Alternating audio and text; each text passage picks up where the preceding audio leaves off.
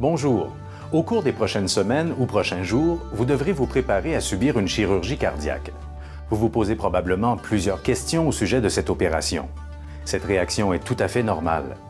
Dans la première partie de cette vidéo, nous vous présenterons le fonctionnement du cœur et les principales étapes des chirurgies cardiaques suivantes: le pontage coronarien, la chirurgie valvulaire et la chirurgie de l'aorte ascendante. Dans la deuxième partie, nous aborderons le volet préopératoire, le volet opératoire et le volet post-opératoire. Vous retrouverez également ces informations ainsi que d'autres informations complémentaires dans la documentation que nous vous remettrons. Il n'est pas nécessaire de retenir tout le contenu de cette vidéo.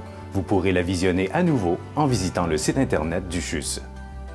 Si vous avez des questions à la suite du visionnement de cette vidéo, n'hésitez pas à vous référer aux professionnels du CHUS. Le fonctionnement du cœur. Le cœur est un muscle situé au centre du thorax, entre les poumons. Il agit comme une pompe et fait circuler le sang afin de répondre aux besoins de l'organisme en oxygène et en éléments nutritifs. Le cœur est composé d'oreillettes, de ventricules, de valves et d'artères coronariennes. Le sang circule dans 4 cavités qui se nomment oreillettes et ventricules.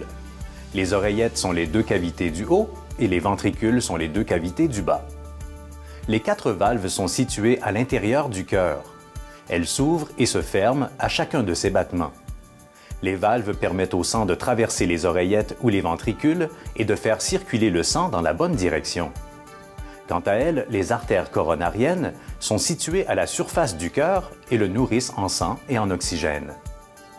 Lorsque le cœur ne fonctionne pas bien, plusieurs problématiques peuvent être en cause. Par exemple, une ou des artères du cœur sont obstruées ou rétrécies, une ou plusieurs valves du cœur ne peuvent s'ouvrir complètement, une ou plusieurs valves du cœur ne peuvent se refermer complètement, ou l'aorte, la plus grande artère du corps, est dilatée de façon anormale.